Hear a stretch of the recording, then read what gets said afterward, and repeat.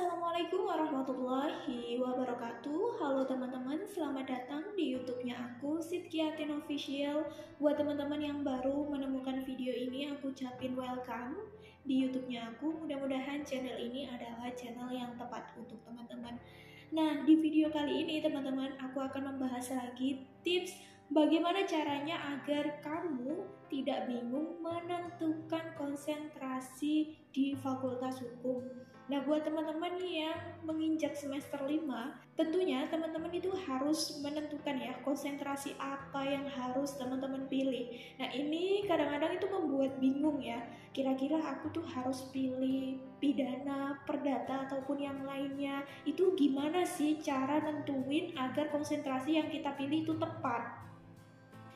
Tapi teman-teman sebetulnya tidak perlu dipusingkan ya, kamu itu harus memilih konsentrasi hukum apa. Karena konsentrasi itu ya sebetulnya hanya sekedar konsentrasi ya.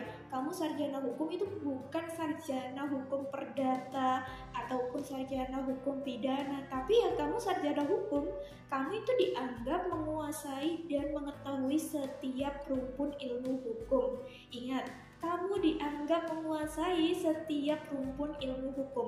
Entah kamu dari konsentrasi perdata, pidana, HTN, kamu itu dianggap tahu semua rumpun ilmu hukum.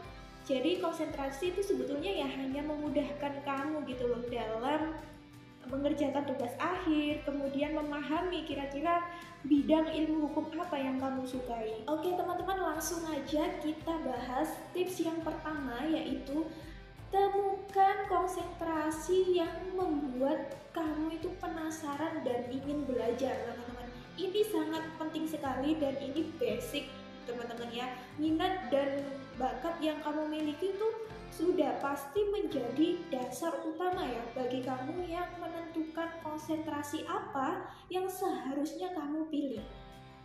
Gitu, teman-teman. Jadi kalau minat dan konsentrasimu itu tidak sejalan, nanti kamu tuh bakal susah, teman-teman. Iya dong, karena kamu itu nggak minat. Tentunya kamu pun nggak akan happy gitu. Memangnya kamu juga mau sampai lulus terjebak ngejalanin apa yang kamu tidak suka. Makanya kamu itu perlu banget menggali minat kamu jauh lebih spesifik lagi. Misalkan kalau teman-teman itu tanya, caranya gimana kak untuk tahu kalau kita itu minat dengan konsentrasi tersebut?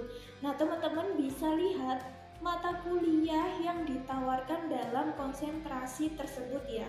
Nah ketika teman-teman ini udah lihat kira-kira mata kuliah ini, itu teman-teman minat nggak sih untuk mempelajari mata kuliah konsentrasi itu? Nah, kalau teman-teman itu dirasa nggak ada minat sama sekali, jangan pilih konsentrasi tersebut ya teman-teman. Tapi ketika teman-teman itu tahu mata kuliah konsentrasi tersebut dan teman-teman itu rasa penasarannya, rasa ingin belajarnya itu ada, teman-teman boleh pilih konsentrasi itu. Jadi patokannya adalah keingin rasa tahuan kamu belajar dalam konsentrasi itu, teman-teman.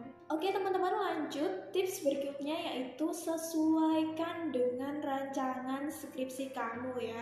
Nah pemilihan konsentrasi ini itu besar banget ya keterkaitannya dengan skripsi yang akan kamu kerjakan nanti. Kenapa begitu kak? Karena memilih topik skripsi itu bukan perkara yang gampang ya teman-teman. Kamu itu harus punya minat meneliti fenomena yang sangat spesifik yang tentunya harus sejalan ya dengan peminatan yang kamu ambil itu.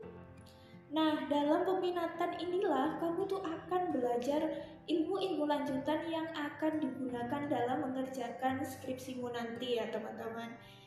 Dan teman-teman juga jangan nunggu sampai semester akhir dulu nih baru mempersiapkan skripsi ataupun topik skripsi ya, tapi dipersiapkan mulai dari sekarang teman-teman. Nah kalau kamu suka, sangat kecil kemungkinan kamu itu mengalami kesulitan ya selama mengambil mata kuliah ataupun menyelesaikan skripsimu nanti. Nah meskipun ada yang sulit, tapi tidak akan pernah kamu keluh kesahkan karena memang dari awal itu kamu udah suka ya. Kamu memang udah memplanning sedemikian rupa dari awal pengambilan konsentrasi sampai dengan skripsi. Tips berikutnya yaitu pilih konsentrasi yang prospek sesuai dengan karir yang kamu kejar. Nah teman-teman, memang jurusan, apalagi konsentrasi jurusan, itu nggak harus selalu nyambung ya dengan profesi dan prospek karir yang akan kamu kejar. Tapi jika memang sedari awal itu kamu sudah punya rancangan, pasti akan lebih mudah ya dalam menentukan hidup kamu ataupun menentukan alur karir yang akan kamu dapatkan nanti. Misalkan kalau teman-teman itu pengen jadi lawyer gitu ya, teman-teman harus ambil konsentrasi hukum pidana. Kalau teman-teman pengen jadi notaris, teman-teman harus ambil konsentrasi hukum perdata dan lain sebagainya. Pada prakteknya teman-teman tidak akan terlalu dipermasalahkan ya apabila job desk pada suatu lowongan itu tidak linear dengan konsentrasi yang kamu ambil. Itu tidak masalah sepanjang kamu itu mengerti tentang dasar-dasar setiap bidang yang akan kamu geluti nanti. Pasti kamu juga akan direkrut oleh lembaga ataupun perusahaan tersebut. Misalnya nih teman-teman, orang yang konsentrasinya itu hukum pidana, tidak mungkin dia itu tidak pernah belajar mengenai teknik dasar penyusunan kontrak ya teman-teman.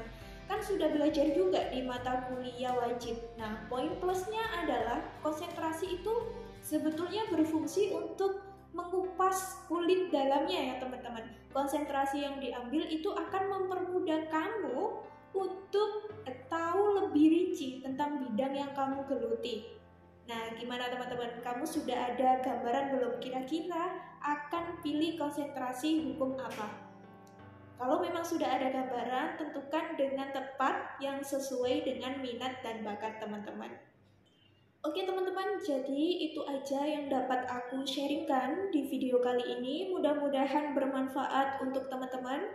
Kalau kalian masih punya pertanyaan lebih lanjut, boleh untuk langsung tulis di kolom komentar ataupun langsung DM ke Instagram aku @sitkiatin. Sampai jumpa di video selanjutnya. Assalamualaikum.